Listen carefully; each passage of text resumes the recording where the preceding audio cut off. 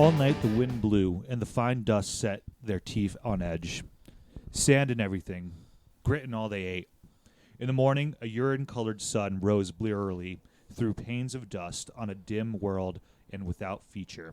The animals were failing. They halted and made a dry camp without wood or water, and the wretched ponies huddled and whimpered like dogs. That night they rode through a region electric and wild, where strange shapes of soft blue fire ran over the metal of horses' trappings, and the wagon wheels rolled in hoops of fire, and little shapes of pale blue light came to perch, and the ears of quaked sourceless to the west beyond the midnight thunderheads, making a bluish day of the distant desert. The mountains some other order out there, whose true geology was not stone but fear. The thunder moved up from the southwest, and lightning reaches ordered out of the absolute night, like some demon kingdom summoned up, or changeling land that come the day would leave them neither trace, nor smoke, nor ruin, more than any troubling dream. It's from Blood Meridian, page 47 of my edition. Welcome, everybody. And before we get lost amongst the stacks, I wanted to introduce my guest this week, the Kindle King himself, my friend, Andrew Kenney. Welcome back, Andrew. Hello, Phil. How are you? I'm good. And you're the first person back without non-consecutive episodes, and I'm really happy for that. How's everything going? Fantastic. Repeat customer. Repeat customer. And I hope for many, many, many episodes from here on in. Absolutely. Today we're going to talk about one of America's modern-day most prominent authors, one of the great authors of the Southern Gothic and modern Western genres. This author's influence extends past the pages of its books as it hopped onto the big stream in a big way, with some of the greatest movies of the current millennium based heavily on his books. His name is also associated with the kind of storytelling and style that now epitomizes the American Southwest.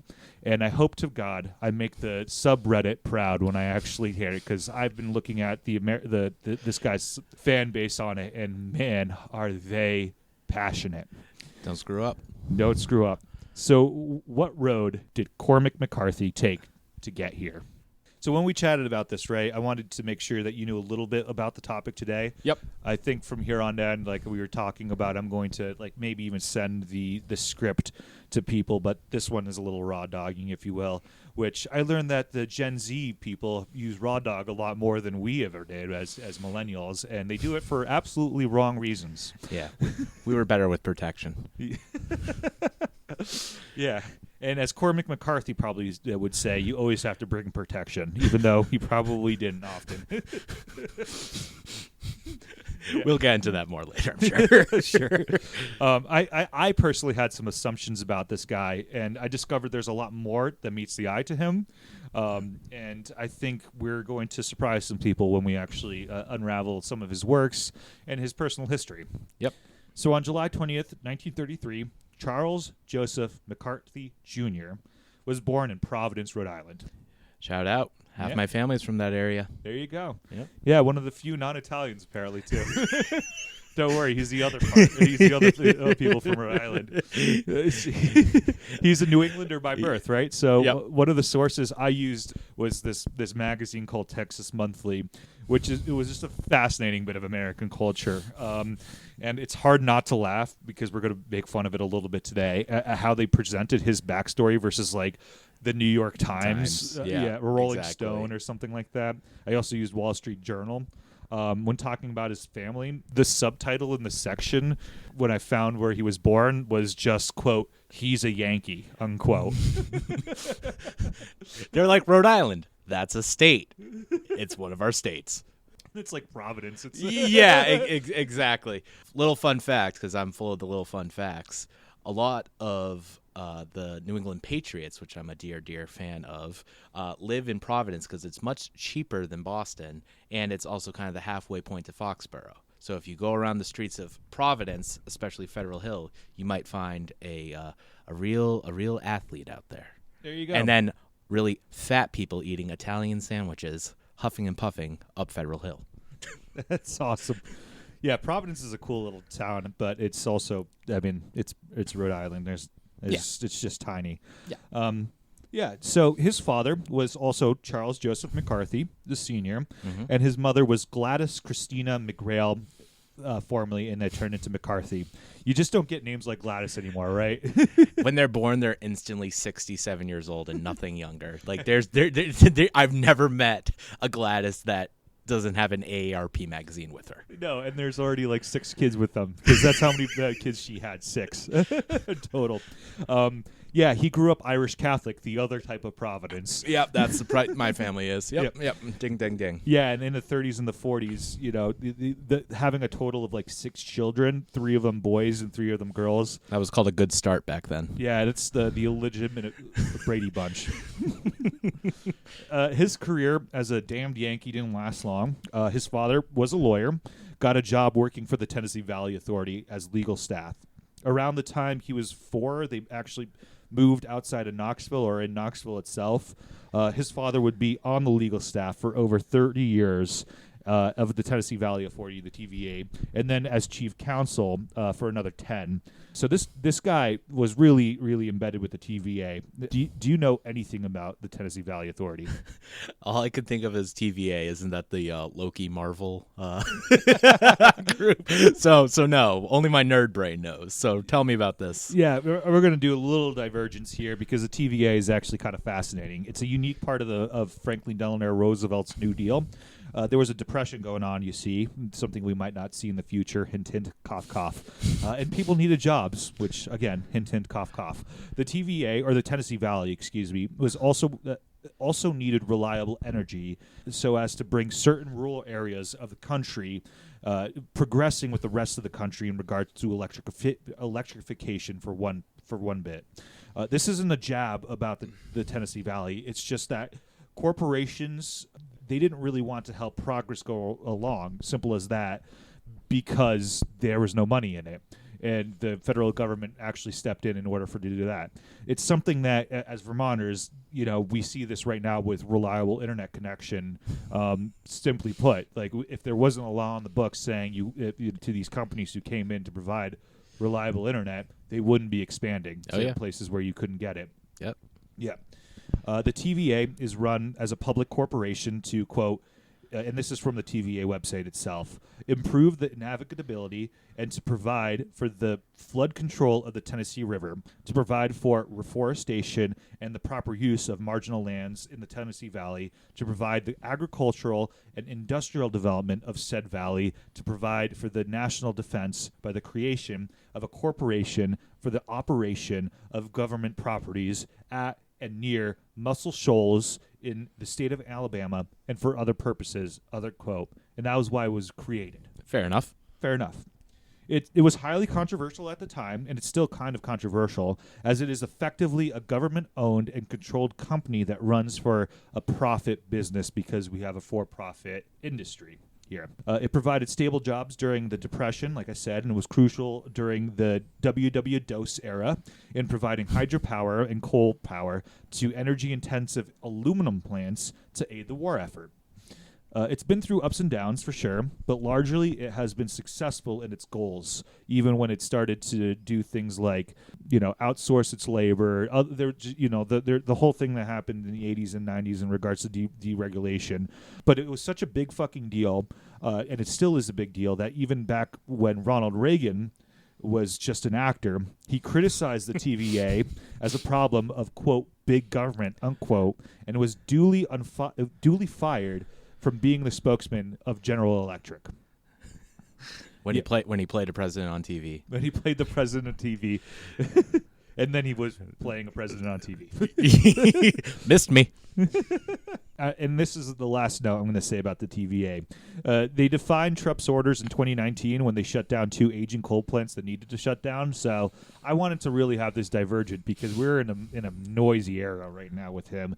And you're going to have to keep a lookout for this business because it's part of a country that supports him strongly, even though they provide reliable and cheap, I think, for the most part, energy. So thanks for that digression. Absolutely. Yeah. Any questions or comments about that? No. I learned there's now 2 TVAs. Roman, excuse me. His name is Charlie right now. Charles McCarthy was raised Roman Catholic, and he was the church-going guy, the kind that went every single weekend, and so much so that he was an altar boy, which I can relate to. I was an altar boy. Yeah. And I never said anything bad as an altar boy. Insert your stupid priest jokes here.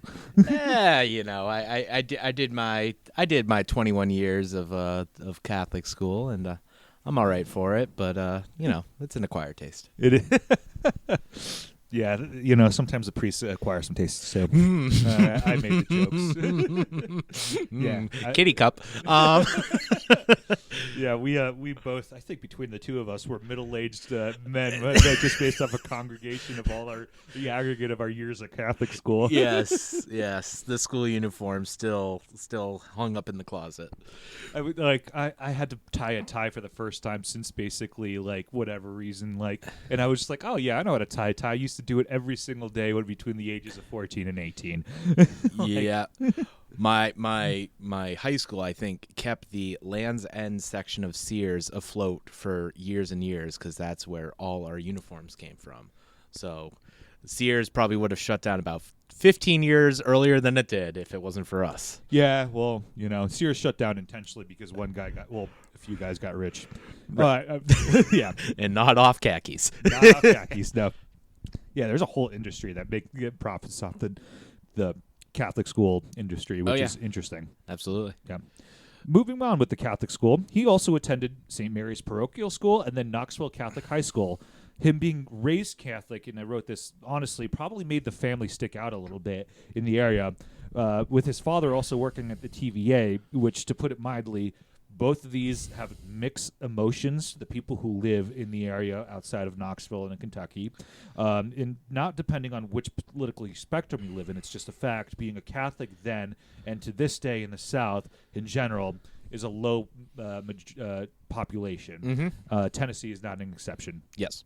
To get a good idea of how he viewed his part of his life here, here's a quote from I think the major source, the New York Times article that I had, which was published on 4/1992, Bicycle Day, by Richard B. Woodward. And this is McCarthy saying, quote, "I was not what they had in mind. I felt early on I wasn't going to be a respectable citizen. I hated school from the day I set foot in it." End quote. Pressed to explain his sense of alienation, he has an odd moment of heated reflection here. Quote, "I remember in grammar school, the teacher asked if anyone had any hobbies. I was the only one with any hobbies at all, and I had every hobby there was. There was no hobby I didn't have, name anything, no matter how eccentric. I had found it, and I dabbled in it. I could have given everybody a hobby and still had 40 or 50 to take home." End quote.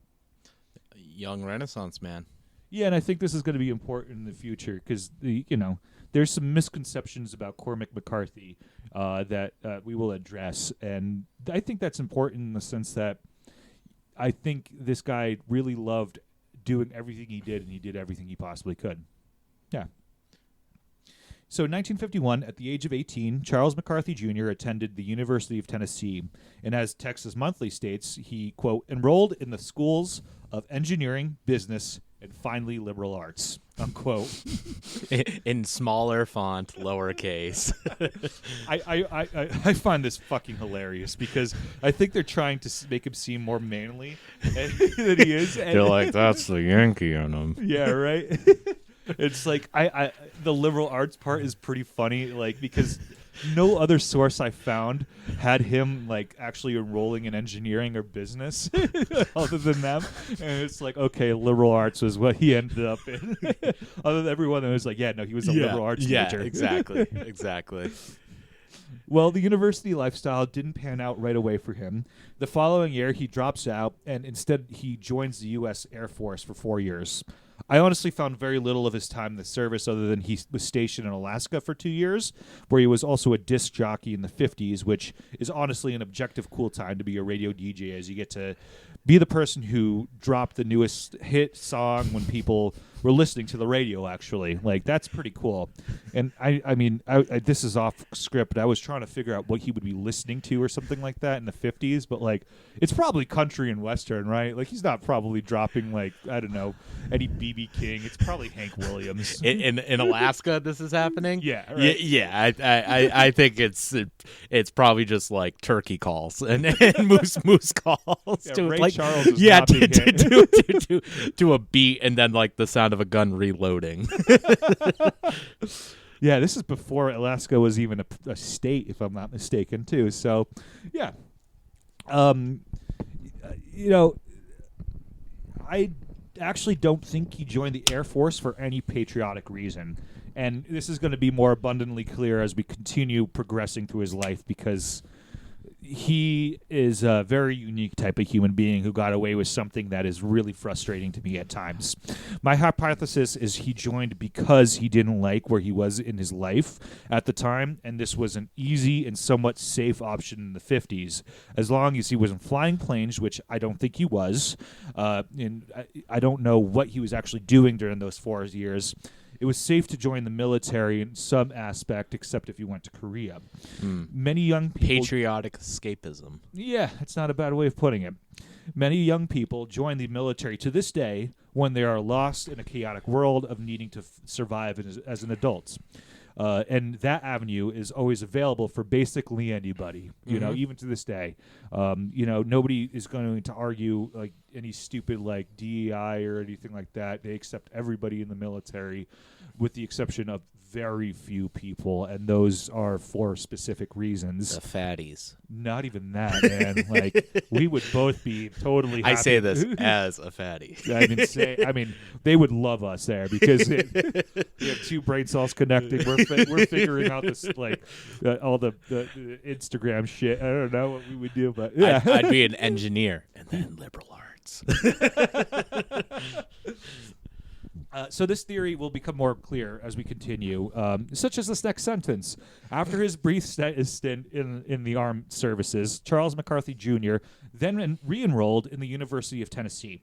He explained to Rolling Stone why he re-enrolled to college. Quote, "I went to school because I didn't want to work.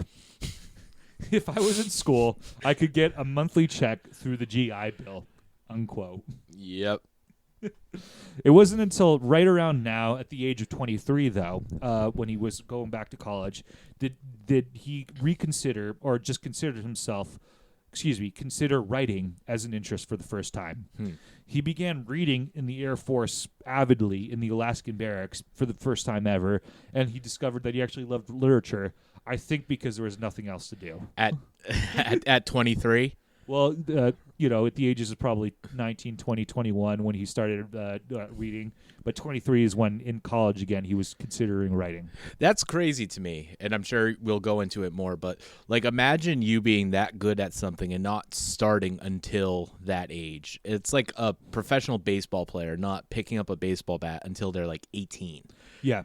Which is kind of different than your shout out to your Rowling episode where you discussed her writing a book at 11. See, that makes more sense to me for someone who's going to be a prolific author. So that's a nice little tidbit of info there, Philip. Yeah, and like, you know, I think one of the things that are working for him, and we'll talk about it a little bit later, but it's just his interests in so many different things, right? That, like, you know, those details start to, like, yeah, it's easier to write when you love something, right?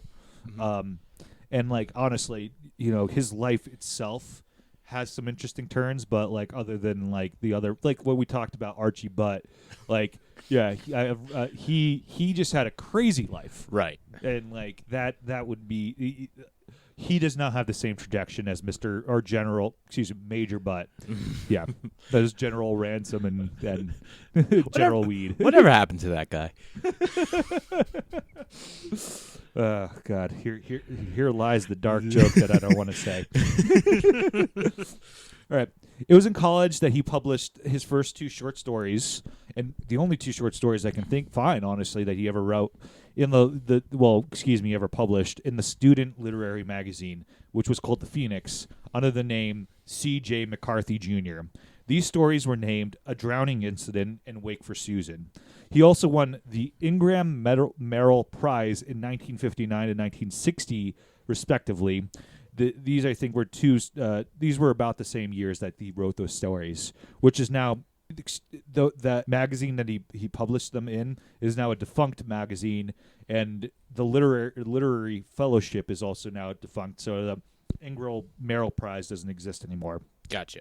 But I just wanted to side note here, some other writers that won that prize were Elie Wiesel, Carol Musk-Dukes, and Julia Alvarez, which, I mean, you know who Elie Wiesel is. Yep. Yeah. The other two... It's the shortest book I ever read in school. Yeah. Very good book, but very. You know what? He wrote Night, and then he wrote a sequel, Dawn, which is even shorter. I guess that's apt. It's 5 pages. Oh, I woke up too late. I missed Dawn. I literally read Dawn, because I just woke up in the middle of on Christmas Day, like in 2017. Like I woke up early and just rolled over on the side of bed and read it in 90 minutes. Well, Christina was asleep. I was just couldn't sit there. There you go. Yeah. Nice way to ring in the holiday. Yeah, no, it was the first year I read 52 books in 1 year. And it was the last book I read. Hey, there. Nice. That year, yeah. So it was around this time, 1959, 1960, 1961, where he would change his name from Charles to Cormac McCarthy. So there are 2 reasons that I found why he changed his name. The first, and less absurd, was that Cormac was a family nickname his parents had for his father. Specifically, his family, specifically his aunts had for his father's sisters. He changed it to honor him and to honor the ancient Irish chieftain, Cormac McCarthy, who was known for constructing Blarney Castle in the town of Blarney near Cork, Ireland. Are you familiar with Blarney Castle? No, I'm not. I know the Blarney Stone. Yeah, exactly. That's where Blarney Castle is. Okay. So I studied abroad in Cork and walked from the University College Cork to the castle on one of those rare dry days in winter once. Mm-hmm. And again, went there one more time when my sister visited me. The tradition is for travelers to kiss the Blarney Stone. Or piss on it. Or piss on it. Yeah, I'll join that one right. So you are endowed the gift of gab if you do this. And to kiss the stone, you're literally held... You hold on to these metal handrails and hang basically upside down, and I think it's just some Irish volunteer who goes there and supports your back, and you just hang there and kiss the stone and hope for the fucking best. I learned. I'm the fucking ankle holder. He's just holding your back in a way that it's just so weird. It was so bizarre to do it twice and 100 pounds less than where. Yeah, God bless that man who has to hold up true Americans.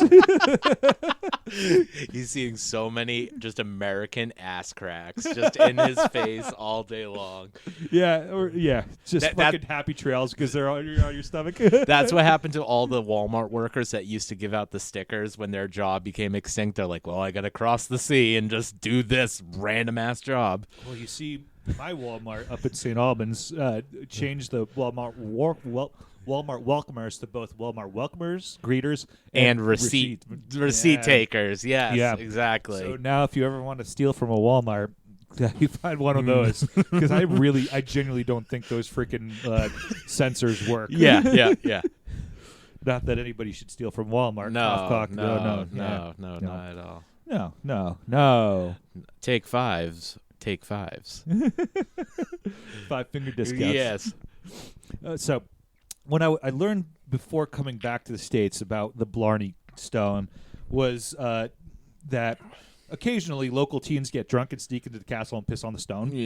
Yeah. Which, first off, makes total sense. And truth be told, I am from the lovely town of Plymouth, Massachusetts, where we have the Plymouth Rock, which is just the Americanized Blarney Stone, in my opinion, where that thing has seen every form of fluid imaginable on it, probably.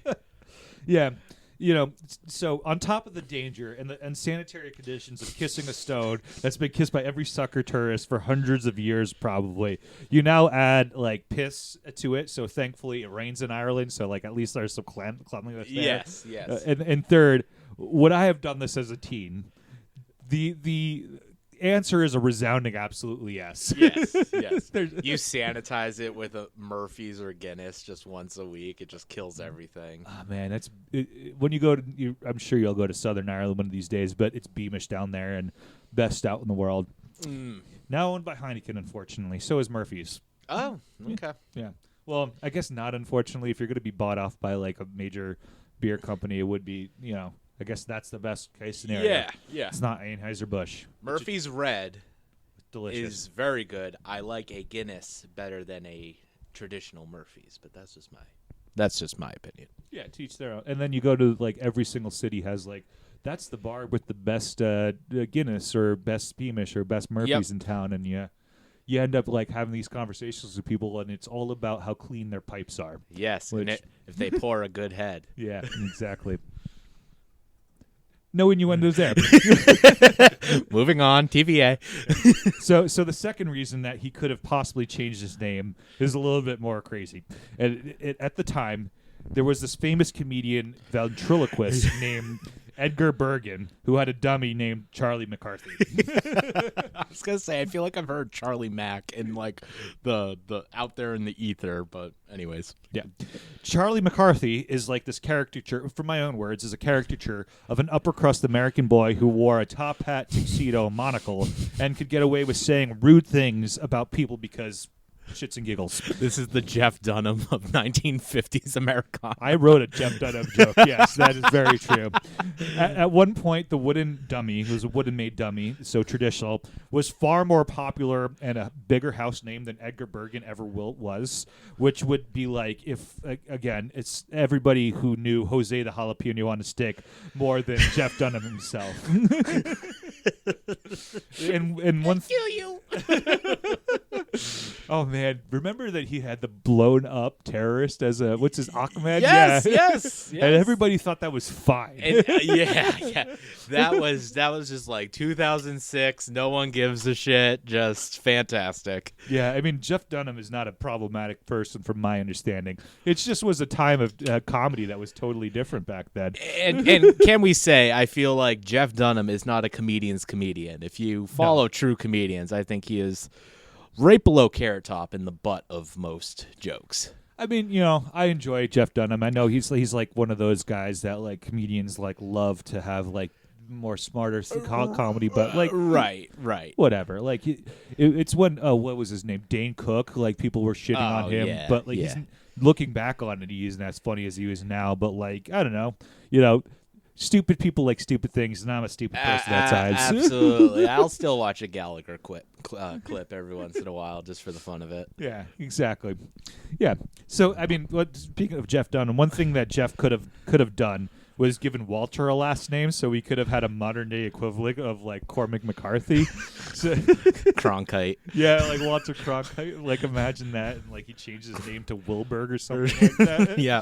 Yeah. I mean, this act, and to close this one out, Edgar Bergen would perform his ventriloquist act with Charlie McCarthy from 1930 to 1978.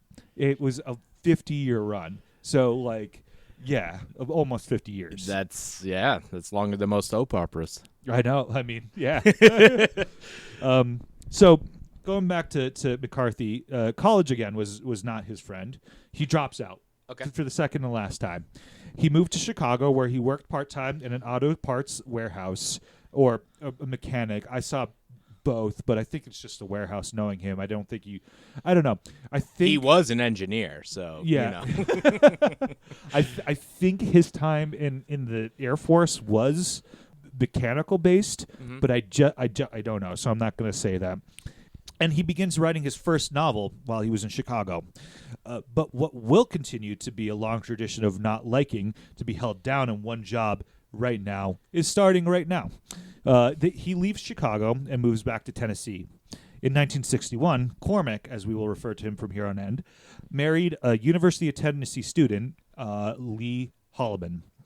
They moved to a shack with no heat, no running water, and in the foothills of the Great Smoky Mountains, named near, I think this is called Sevier, Sevier County, Tennessee. They lived in extreme poverty, and Cormac asked Lee to get a job so Cormac can focus on writing his book. They soon had a son. So, and I only found this out because of Lee's obituary. This isn't very well public known about him asking for a job. For her to get it. So they had a son, and there was something about the situation that didn't fucking jive with Lee for some reason. Their marriage ended the following year. Yes. Yeah. To put a bow on his first family, Lee McCarthy, who she would keep the name, moved to Wyoming, where she landed her first job teaching, and then moved to Bakersfield area in California and became a published novelist, I think, but definitely a poet, and pretty successful as a local poet herself in the Bakersfield area. Their son, according to, I believe it was a New York Times article, went to Princeton to study architecture. So it sounds like the best thing that ever happened to the life was getting Cormac out of the goddamn picture. Sounds about right, but don't worry, this won't be his first marriage. No, it isn't. And if anybody has Lee Early. McCarthy's poems, please send it to lostinthelibrarypodcast@gmail.com. I would happily read them. I really would. It's just, she passed away not too long ago. I think it was in the mid-2000s or mid-2010s. So I'm fairly certain she lived around this. No, I think it might have been 2020 or something like that. Whatever. Lee McCarthy had a better life without Cormac around. Shout out. Shout out. Shout out to Bakersfield, California. And Wyoming. There's people there? I mean, we're in the second. As we're talking about Providence, Rhode Island, and we're in Vermont. Yep. So in 1965, McCarthy published his first novel, The Orchard Keeper. It was published by Random House because McCarthy quotes here, "It was the only publisher I ever heard of." Unquote. Okay. It's like, honestly, it's for my brain, it's crazy to think, because it's one of the massive publishers nowadays, and impressive to him just be published by them just because he fucking knew of them. It's like, of course he knew them. He even shared the same editor as William Faulkner, who is Albert Erskine, who I'm going to do some research about Albert Erskine because he is fascinating. That's why I like the New York Times writing about him. He's like, well, I've heard of New York, and I've heard of their paper. Well, I didn't add this here, but the only reason why the New York Times interviewed him was because of Albert Erskine. Before Albert Erskine retired, he did this as a favor to Cormac McCarthy. He would be his editor for the next 20 years. Huh. The book had good reviews, but it didn't sell very much, which is going to be a theme for the next 20 years. Interesting. Yeah. What he was able to achieve from the first book was a traveling fellowship from the American Academy of Arts and Letters.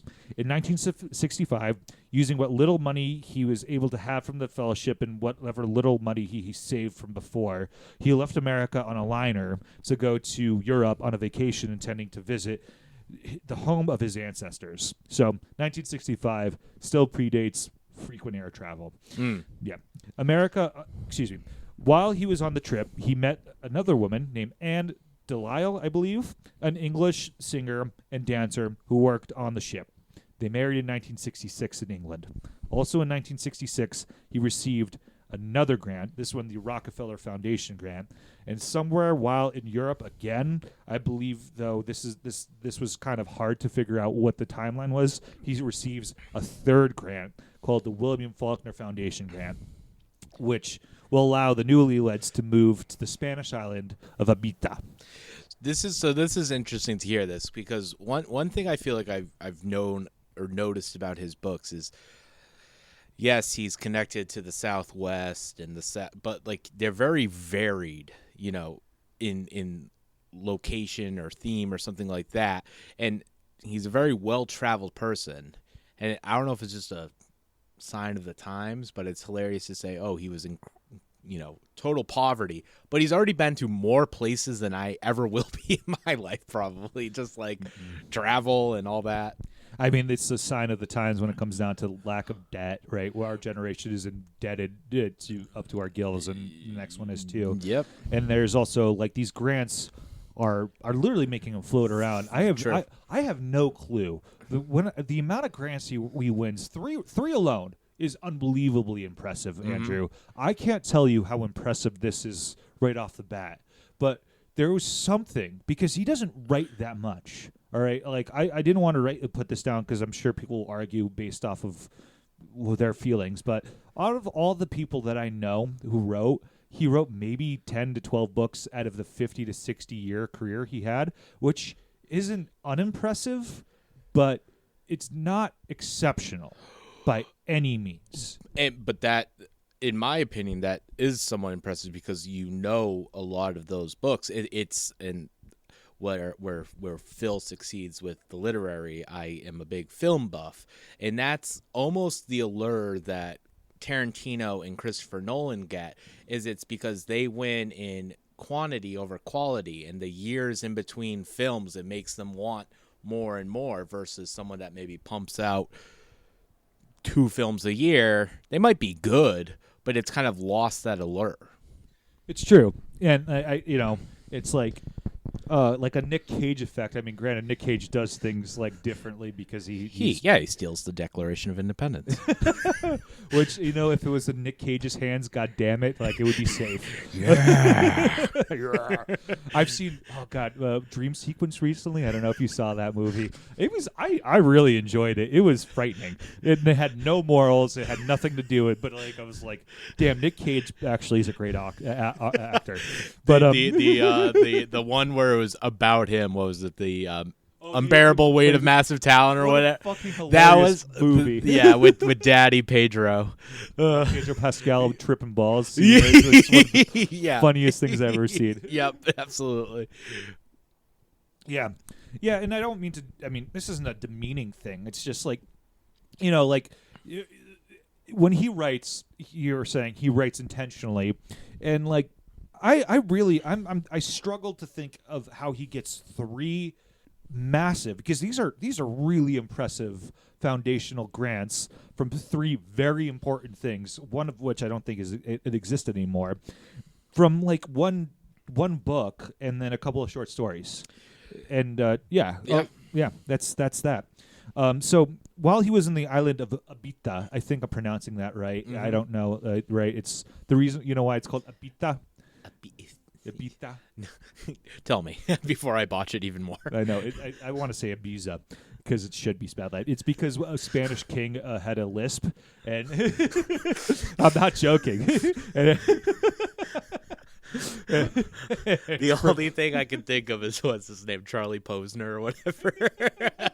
Ibiza. All right, continue. Yeah. So when he was in Abita, he wrote the next book, Outer Dark, published in 1968. So there's 3 years right there between novels. Mm-hmm. Anne and Cormac, probably on Anne's insistence from when I was reading, I think Anne was tired of bumming it in Abita because you could only last so long with the resources they had. Yep. Moved back to the United States, this time to Appalachia, south of Knoxville, Tennessee. For the duration of the 8 years they lived there, they lived again in total poverty, with some reports saying they actually lived either in a milk barn while others on a pig farm. And honestly, it could be both, knowing how farms work. Just, yes, let's travel the world and live in slop. I mean, Ibiza is like one of the, to this day, it's like one of the wealthiest fucking places in the world. Yeah, that's hilarious, yes. So this is a quote from Anne, his second wife. Yeah.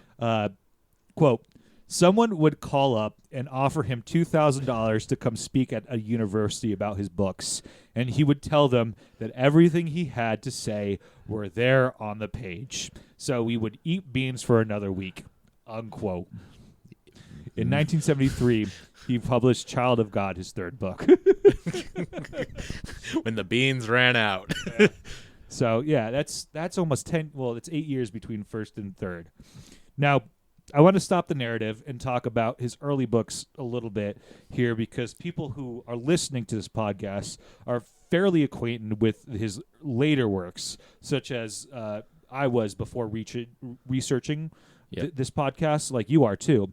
Cormac McCarthy's first 4 books, I believe, were all based around Tennessee, which makes him very different, or them very different from the books that we often associate him with. I'm taking this straight from the Wikipedia article about the Southern Gothic literature itself, but to quote it, this honestly increasingly reputable source, let's be real, like Wikipedia is getting more reputable. We lived in a time where you weren't allowed to fucking quote Wikipedia. It might as well have been The Onion. Yeah, seriously. I know there's no backward slash here, right? No sarcasm. Quote, common themes of Southern Gothic include storytelling of deeply flawed, disturbing, or eccentric characters, sometimes suffering from physical deformities or insanity, decayed or derelict settings and grotesque situations, and sinister events bred from poverty, alienation, crime, violence, forbidden sexuality, or hoodoo magic. Just a curveball on that one. All right. Unquote.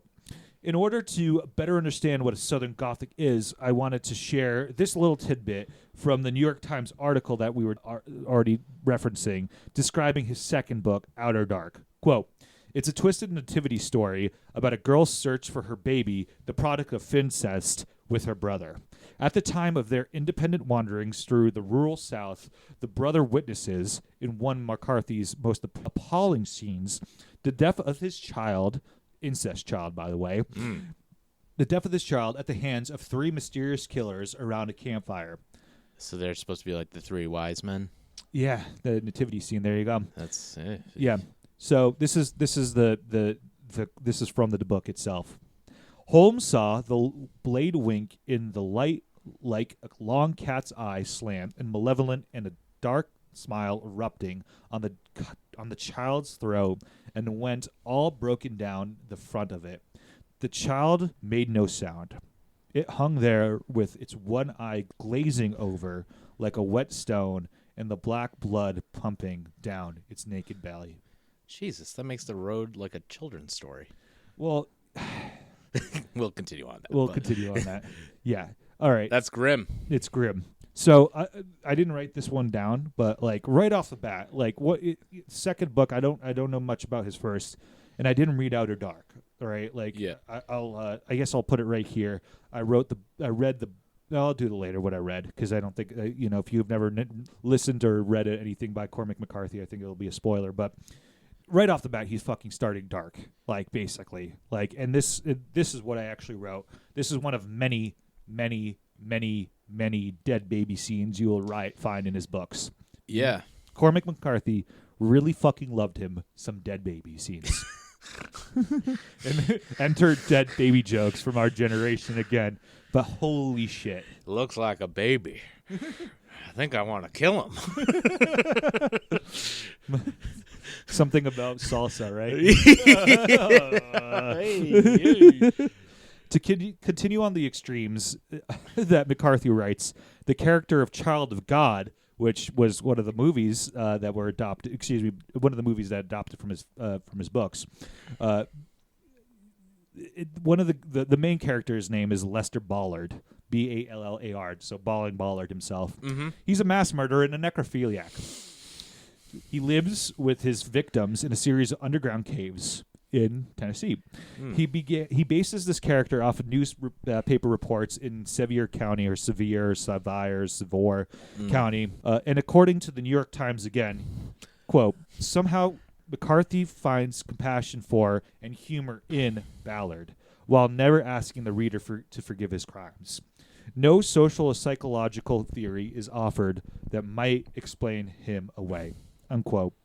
The year after he published Child of God, 1974, somebody from PBS, Public Broadcasting, from PBS either liked what he was reading and said, that's our fucking guy. That's the guy who writes about incest babies and infanticide and necrophilia. That's who I want for the Public Broadcasting Service, and approached him to write a screenplay for an episode of a show called Visions, which was a weekly anthology that aired from 1976 to 1978. Okay. He's our guy. Yeah. You know what really speaks to family? This guy. Yeah. This guy who's got one family that he doesn't know where they are. Yeah. during this time, the 76 to 77, he traveled around the South to research the subject of industrialization, presumably leaving his wife Anne in the legal pigsty, or the literal pigsty they lived in. He returned after a year. The episode is called The Gardener's Son. It aired on January 6, 1977, and this was his first foray into film, actually. All right. There we go. Well, maybe it was leaving her in a literal pigsty for a year, or maybe it was the fact that Cormac McCarthy refused to pick up a full-time job at all. Maybe it was the total poverty, but Anne and Cormac separated in 1976 and finalized their divorce and separation in 1978. Strike two. That joke is actually very prescient. We're at 47 minutes. I didn't expect this to be a two-parter, but if this is a two-parter, I'm just inserting this right now. Welcome to Cormac McCarthy Part 1. If you have any questions, feel free to send them to lostinthelibrary@gmail.com. Do you have anything to say before this part maybe is over?